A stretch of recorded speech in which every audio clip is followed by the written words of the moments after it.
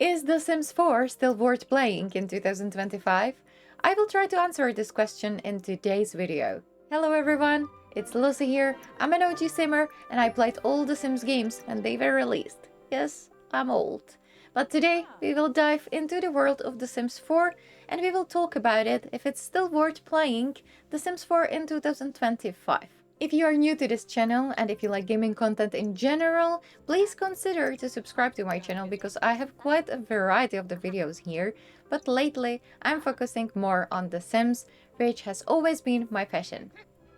It's been more than 10 years since The Sims 4 was released in 2014, which means The Sims 4 is a marathon runner among the Sims titles because it is the only Sims game that is still receiving new content and updates regularly, and that means that there are players like you and me who are still enjoying this title to these days. I have to say there was nothing less expected after the massive success of the previous titles of the Sims franchise, but who did expect this title will be still in the spotlights after that many years?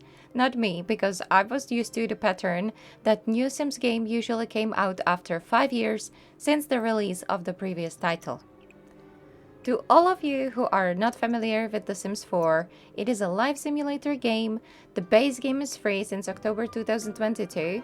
You can get the game on different platforms such as EA App, Steam and Epic Store, and the main goal is to keep your little people alive, fulfill their dreams, build them a nice home. However, it doesn't have to be nice. This is all up to your imagination because you can make them suffer if you want to. It is much easier to take care of your Sims in The Sims 4 compared to the previous titles, especially The Sims and The Sims 2, which were really challenging, and both those games were re-released not that long time ago. I have a video about each of them on this channel, so you can check that out, but back to The Sims 4. Apart from trying to keep your Sims alive, you could say that The Sims 4 is a sandbox type of a game. There is no particular goal in the game apart from that one where you keep your Sim alive. Some players might like this because you can literally play with your household forever, and some people might prefer a bit of a challenge. And let me tell you, The Sims 4 has you covered, at least to a certain extent. And this leads us to the gameplay. As I said, most of the players will probably play the game like a sandbox type, where you create a Sim, move them to the empty lot, build them a starter house, find them a job, and start their journey from there. But if you don't want to create the entire background story of your Sim on your own, there are two main in-game mechanics which make you follow a certain storyline, if you want to call it like that. The first way how to play with a certain goal are scenarios. And if you played The Sims 4 years ago and didn't play in the past 5 years, you might be questioning me right now. What are those? I never heard of that. Scenarios were added to the game in 2021 and they have a theme and a certain goal that you have to achieve to finish it. And they usually give you some reward trade for that, but that only applies to the family that you played the scenario with. But it is definitely an interesting way to play the game if you are bored. The second main in-game mechanic are aspirations. If you are the Sims player, you are definitely familiar with the aspiration system from the previous games, so this is nothing new. Aspirations are in-game goals for each individual Sim, and you have to work through the entire game to achieve them. I said you have to, but you don't really have to. There is no punishment if you don't fulfill your Sim's aspiration goal. You can freely play without that, but if you do, again, you receive a reward trade for doing so, and you can choose a new aspiration and manage to evolve your Sim into a super Sim with extra traits, and that can be fun and make your game quite easy. But I like a good challenge, and we will talk about some challenges that the player community came up with, but let's leave it to a little later. Talking about the gameplay to this date, which is the end of April 2025, The Sims 4 has 18 expansion packs. I'm not gonna read every single one, but if you want to, you have them on the screen right now, and there is a name of all of them. There is no real existing pattern of releasing them as it used to be in the previous titles, which was approximately one pack each half of a year. Especially in the early years of The Sims 4, there used to be a quite big gap between releasing expansion packs, but lately we are literally flooded with content for the game. Apart from expansion packs, we also have game packs, Stuff packs and kits. Game packs are smaller than expansion packs and usually cost half the price of an expansion pack. There are 12 game packs, and again I'm not gonna read the name of each of them, but you see them on the screen. Stuff packs are even smaller than game packs and there are 20 of them, and you can see them on the screen. And finally, kits, which are usually small themed packs. Recently, some of them have been made in collaboration with custom content creators, and kits were introduced into the game in 2021. This is a bit controversial thing for me because I generally don't feel like they have a good value, and although I own every expansion, game and stuff pack, I generally don't buy these because listen, there are 42 kits to this date. And there are more coming on the 1st of May, which is literally behind the corner. I'm not going to name them here, but I will give you a list of all of them on the screen. So feel free to pause it and read it if you're interested. I'm not a complete hater of kits, and I occasionally buy some, but for such an expensive game already, I don't want to invest that much money just for a few objects. Yes, if there is a new gameplay mechanic which it brings, such as Bust the Dust kit, where the game adds the realism of cleaning dust with a vacuum, yeah, I bought that, but spending money especially for create a sim items, that doesn't have a good value to me. But everybody is different, and I bet there are a lot of you who enjoy purchasing new clothing for your Sims. Regarding the content we have in The Sims 4, you can clearly see that this game has more add-ons than any other previous Sims title, but that is logical because no other Sims game was ever a flagship of the franchise for more than 10 years. Many expansion packs which you can find in The Sims 4 have the same theme as expansion packs from the previous games, but I guess why would you change something which works? And also after 25 years since the original game was released, it is hard to come out with something completely new. On the downside, regarding the gameplay, we lost the ability to have open neighborhoods, which you might be familiar with from The Sims 3, and to this date we don't have cars, which is also quite understandable because we don't have open neighborhoods. But The Sims 4 is a life simulation, and I think this aspect is really lacking in the game, and I hope that the Sims team will come up with a solution to that. Also, I personally really miss the opportunity to make your own custom neighborhood from scratch, because in The Sims 2 and The Sims 3 you were able to create your custom maps and import them into the game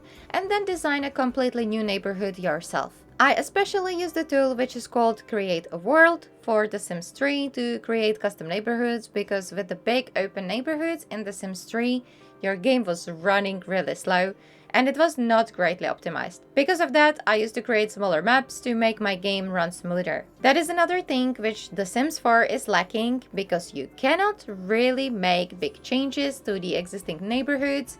And yes, you can bulldoze every lot and rebuild it yourself, but you cannot add new empty lots. And although we have one completely empty neighborhood, it doesn't give you the creative freedom you had in the previous titles.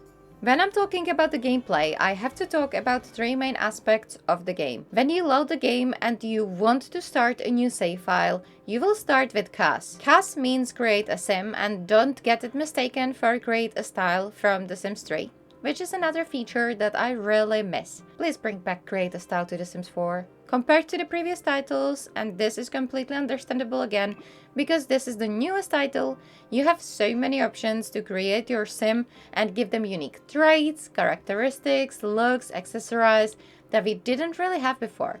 There is quite a lot of freedom, and the customization of your sim is so far the best, but again, that is understandable. Now we also have the ability to create completely custom tattoos, and people are so creative with this tool that they are making custom makeup, scars, stretch marks, and so much more. I really love the create a sim mechanic in general. It is really complex, gives you enough of freedom in how to customize your character, and in general I am quite happy with this feature.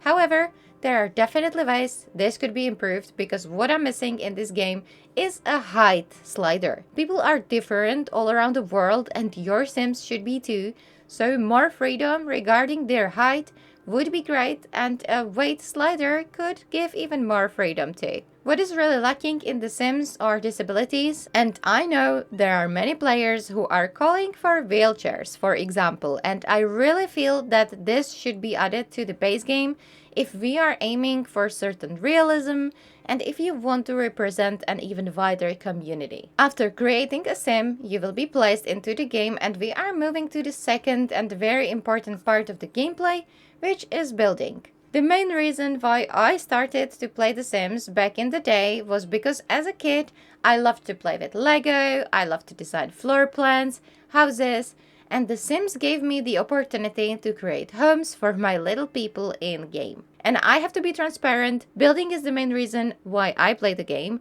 I don't really spend that much time playing around the story of my Sims that much. I enjoy to build, so I would call myself a builder. And building in The Sims 4 gives you the most of the freedom compared to the previous titles, apart from lacking Create a Style. Besides that, if you want to build an incredible mansion or a fairy house, you really have the most freedom, especially if you know some building tips and cheats, or if you're using mods. You can definitely create more realistic homes, and what is really important is the pathing of your Sims in the actual game, because they need less space to walk around the objects than they needed in previous games. As I said, this is the main reason why I play The Sims 4, because building features are really good. However, it wouldn't be me if I didn't complain about something. I would really prefer if they could improve rounded walls, because they are pain to work with. And I think some players would love automatic roofing, as we had in the previous games. And I would love to see spiral staircases.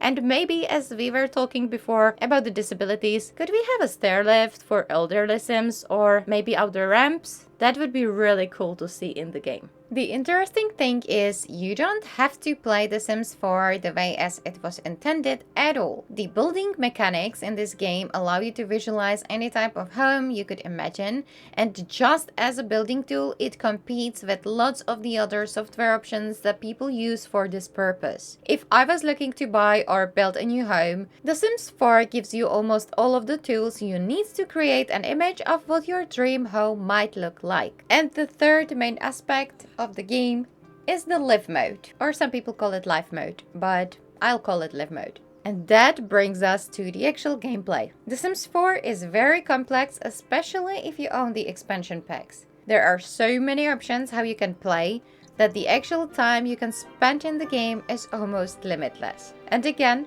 compared to the previous games, which were already gameplay rich, we have so many mechanics in The Sims 4, so you can really live through all the Sims life stages and enjoy every single one of them. Talking about life stages, we have newborn, infant, toddler, child, teen, young adult, adult, and elder. Each life stage brings different challenges, and you can really create a rich story of each individual Sim, and you can easily attach to them. As I said at the beginning, The Sims 4 still gets new content on a regular basis. Even the base game, which is free now, gets frequent updates which brings new mechanics, patches, and bug fixes.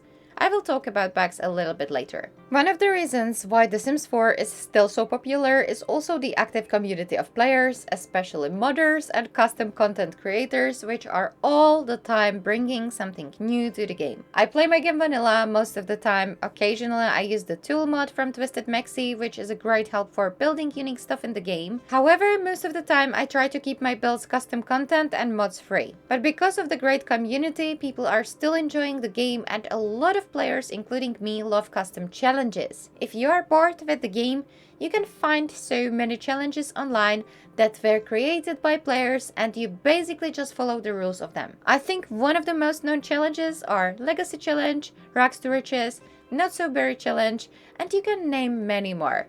Just Google The Sims 4 challenges and you will find so many of them. I don't want to forget about the tutorials and lessons which are part of the game, and I have to say, this is the bit which can be really helpful for the new players who are not familiar with The Sims games. They are very complex and will usually answer all your gameplay related questions. But don't worry, as I said, The Sims community is awesome, so if you don't know how to do something in the game, you can usually just Google it and find answers. Now let's talk about the graphics, user interface, music and sound designs, and system requirements of the game. The game is 3D, and compared to the previous games, you can also switch to the first-person view, which is quite funny, and the game itself was definitely not meant to be played in the first-person view, because you would miss so many details and all the surroundings. But it is a really nice detail that you have the option for it. Graphics are advanced compared to the previous titles, which again you would expect from the newest one. The colors are very vibrant and you could call the style cartoonish. I would say that The Sims never aimed for a realistic look because the main focus of the game was at the Sims themselves. So there is much more attention to the details such as facial and body expressions of the Sims, and it is understandable because there is a screen between you and your Sim world, and the expressions of your Sims are the details how to include you in their world and their stories. Generally, I find it quite funny and entertaining how Sims react in different situations, and it really adds that little spice to the game. The user interface is clean, modern looking and logical, so even if you don't have experience with the previous games, I feel like it's not complicated, and after some time in the game you will get used to it. It is heavily based on the icons, which represent individual factors of the game, and it is divided into different tabs based on the mode you are at. Once you are in a live mode, you also have access to the Simology panel, which tells you everything about your Sim, and you will have access to many more tabs such as needs, clubs they are part of, and so on. Switching between those tabs allows you to focus on different aspects of the game. You can also customize your user interface size in the settings, and you can make it bigger or smaller if you need to. Let's move to the music, sound effects and the voice of the Sims. This part is definitely something I can't exclude because it is a big part of the game itself. The Sims has its own official language, which was created for the game, and it's called Simlish. It is a gibberish language based on English, so it almost sounds like English, but the words are made up. I think this is a nice detail that they created the entire language for the game, and it adds a unique character. Music and sound effects always played an important role in the entire franchise. When you're building, if you have game music on, you will be accompanied by the instrumental ambient music, which goes really well with the activity. It is not intrusive and really doesn't bother you. It is there, you know it, but you almost forget about it. But once you're in the game, it changes and the music varies based on what is going on in the actual gameplay. So it can be either funny or more dramatic. Sound effects were always an important part of the game, and they are expressive and complement the gameplay. So if there is something big going on, you will know it. What hardware and system requirements will you need if you want to play the game? Generally, The Sims 4 is quite well optimized, and because the game was released more than 10 years ago, you don't need to be worried that your older PC won't run it. You can see the minimum requirements now in the video. And what I want to point out is that The Sims 4 won't run on 32-bit systems. As I said, the system requirements are not high, which benefits The Sims 4 compared to its competitors. Which leads me to this topic. Does The Sims 4 have any real competition? In the past couple of years, I would say the Sims franchise has had to face the reality that it won't satisfy all the players and people were calling for more. Therefore, Paralives appeared on the scene.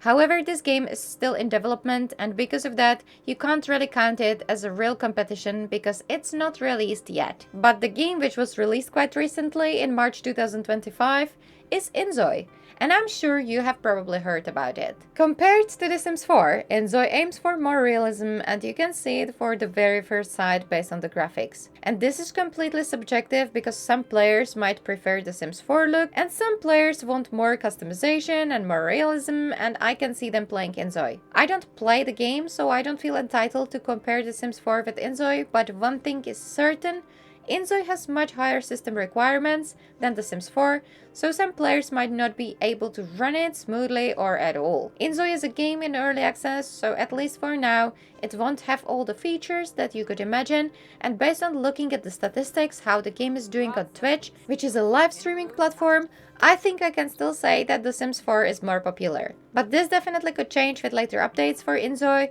which I'm expecting will come. Now let's talk about the downside of The Sims 4, and the main topic will be bugs or technical issues and performance. This is obviously a massive problem for a game of this size because with the amount of content which is in the game and is being added over time, you have to expect some issues which will come with it. But it will always depend on how the team will address the issue and how quickly they will fix it. I think one of the main reasons why people are fed up with the game are the bugs, And there is one really game-breaking bug which is still in the game, and it is corrupting files, and it basically destroys the entire save file. Although I heard this problem was in the game already before, it got worse with the release of The Sims 4 expansion pack For Rent. The idea of losing an entire save file, which you might be playing for years, is frustrating and can make some players completely stop playing. To this date, the issue is not fully fixed, and players are really upset about that because we can see the release of new content which costs money, and it seems like the priority is not on fixing the bugs and issues, but to make money. Which leads to another negative part of The Sims 4, and that is the price. If there was a new player who would try to get into the Sims 4 universe today, the amount of the money they would have to invest into the game if they wanted to own everything is horrendous. And I don't even want to count the total price. But considering that the base game is now free to play, however, I spent about 70 euros for the new game when it was released because I purchased the limited edition. If you can play without the expansion packs, cost is not an issue, but playing the base game without any DLCs can get boring because there are some core mechanics which were introduced in the expansion packs which are really lacking in the base game, such as changing of the seasons. And considering that new expansion packs cost $40 and its equivalent in the different currencies, and we have so many of them, it makes the game extremely pricey. And yes, you can buy them on a discount, which I would recommend to all of you who can wait a bit after the release of it.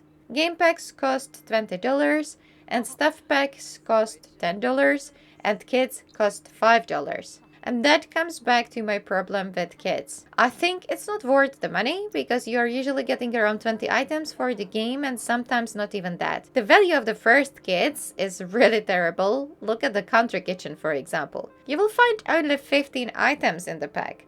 Honestly, at this point they could give that to the base game for free. Which leads to another point where people are complaining about the content. We are getting multiple expansion packs when we should get that as a rework of the existing ones. Such as the recent expansion pack of Businesses and Hobbies, where players are fed up that we already had Get to Work expansion pack, and this almost feels like an expansion pack for an expansion pack. Another downside of the game itself, and this can be questionable because for some players that can be a plus, is the complexity of the game and how difficult it can be to go through all the options, possibilities, goals, aspirations, etc. It can be really overwhelming to some players. Even when I play, I don't use all the game mechanics because I focus on different parts of the game, and I can imagine some players can get frustrated while they play. And in that case, I could almost recommend some older Sims games. Overall, I would say The Sims 4 is still worth playing in 2025 because there is no real competition right now if you're looking for a complex life simulation game.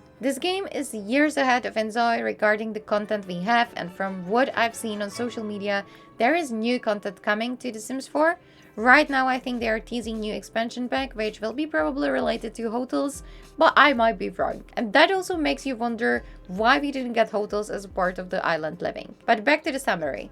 The Sims 4 is a game which is popular among all the players around the world because it gives you possibilities to create a life that you would like to have yourself. Or on the other side, it makes you experience something you would never want to, and that is the beauty of this game. You can create unique stories, homes, businesses, and you can spend easily hundreds or thousands of hours playing The Sims 4 because it is highly replayable, and therefore you can say you get the value for the money you invested. However, it is expensive and the bugs in the game can make the experience frustrating and put players off. I am a massive Sims fan. As I said before, I played The Sims since the release and I will still play the game because I love it. It is creative, and that is one thing that I'm looking for while I play, and I genuinely think that this game is interesting and everyone can find something they like in the game. I know this video was really long, guys, and I really appreciate that you made it so far. Thank you so much for watching. If you are not subscribed to my channel, please consider to do so. Leave a like and a comment, and I will look forward to see you in some of the next one. Bye!